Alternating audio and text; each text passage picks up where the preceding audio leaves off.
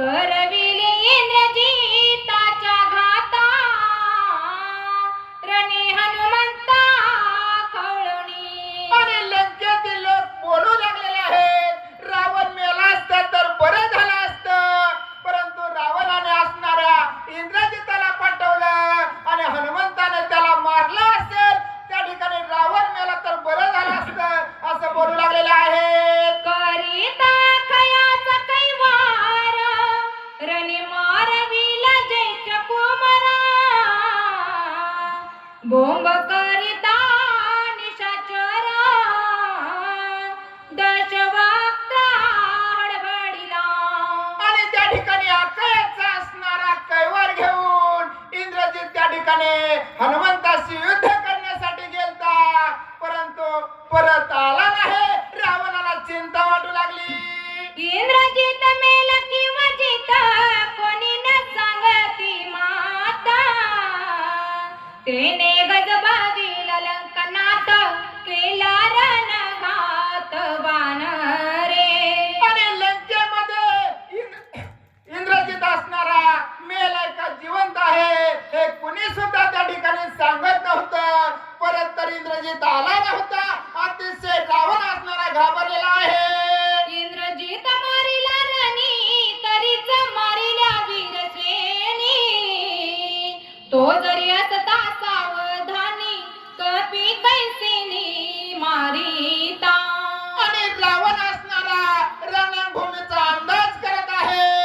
इंद्रजित बहुतेक हनुमंताने मारलाच असावा. जर इंद्रजित जिवंत असता तर एवढं सैन्य मारलं नसतं.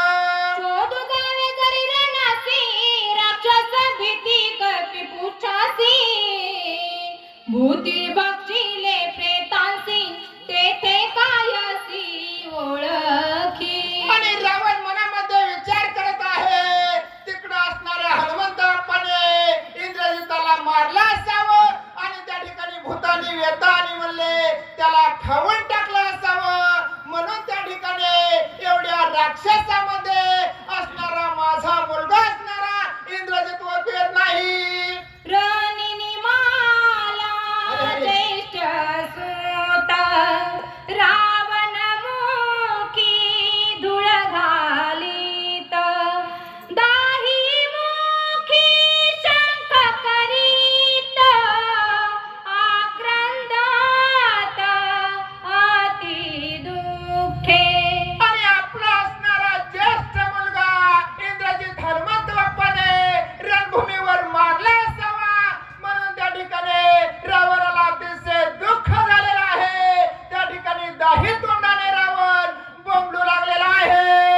दुःखे गडबडा लोळे केश सुटले मोकळे अश्रू स्रावती विशंती लोळे पीती कपाले अति दुःखी.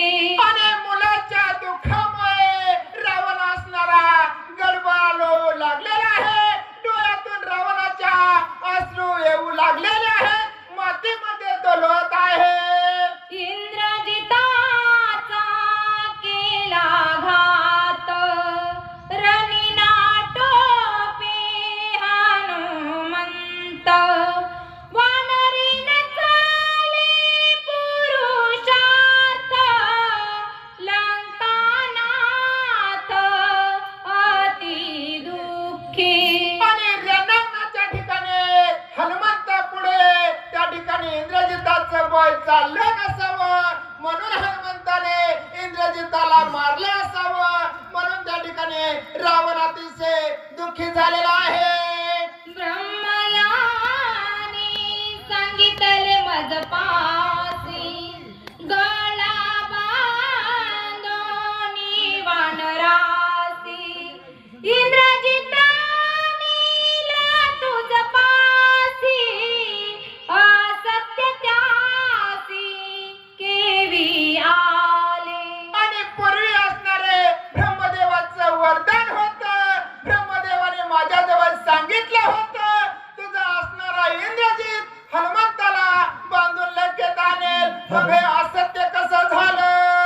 ऐका, सुंदर असं वाचन, सुंदर असं. तुमच्या सर्वांच्या प्रेमामुळे खेचून आले इकडं.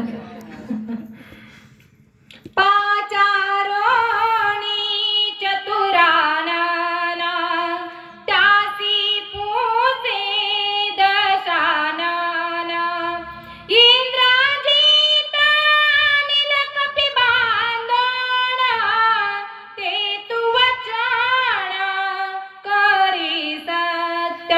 आणि रणांगणावर त्या ठिकाणी इंद्रजित मेलाय का जिवंत आहे हे काहीच रावणाला कळत नाही. अतिशय दुःख असणारा रावण करत आहे. आता रावणाने काय केलं, ब्रह्मदेवाला बोलून आणलेलं आहे आणि जे वचन त्या ठिकाणी दिलं की हनुमंत बाप्पाला इंद्रजित बांधून आणेल हे खरं करून दाव असं ब्रह्मदेवाला रावण बोलत आहे. आम्ही तव तुझी संतती तुझे निवरद दाटू घेची माझ भेटावी पुत्र संतती चरणात धरती वंदिले. आणि रावण असणारा ब्रह्मदेवाला बोलत आहे, आम्ही असणारी तुझी संतती म्हणजे तुझी मुले आहोत आणि इंद्रजिताला असणारे मला भेट असं रावण बोलत आहे. इंद्रजिताच्या निज वृत्तता तुझे नवे गादूता करीतो कपि राक्षस घाता त्यासी सर्वता न वंचवे. आणि हे ब्रह्मदेवा त्या ठिकाणी मी जर त्या ठिकाणी एखाद्या राक्षसाला इंद्रजित जिवंत आहे की नाही हे पाहण्यासाठी जर लावलं तर त्या ठिकाणी हनुमंताचं त्या ठिकाणी शेपूट असणार त्याला जिवंत ठेवत नाही. मी जावणी कवना इंद्रजिताची विवंचना सबळ जावणी मना मग दशनना सांगेन. आणि तुझा कोणताही राक्षस जर त्या ठिकाणी इंद्रजित जिवंत का मेला पाहण्यासाठी लावला तर तो वाचणार नाही. त्यामुळे त्या ठिकाणी ब्रह्मदेव रावणाला बोलत आहे, मीच असणार आता जाऊन बघून येतो.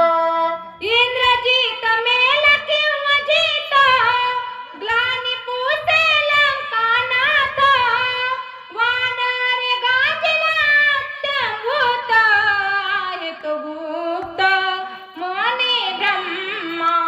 आणि आता रावण असणारा ब्रह्मदेवाला विचारित आहे, माझा ज्येष्ठ मुलगा इंद्रजित जिवंत आहे किंवा नाही तू अंतर्ज्ञानाने बघ. आता ब्रह्मदेव बोलत आहे, तो असणारा एका विवरामध्ये लपून बसलेला आहे. हनुमंत बाप्पाने त्याला खूप गाजलेला आहे. ऐसे सांगून लंकापती वानराला प्रजापती ब्रह्म देखोनी मारुती घातले क्षिती लोटांगण. आणि रावणाला तुझा मुलगा असणारा जीव हे सांगितलेलं आहे.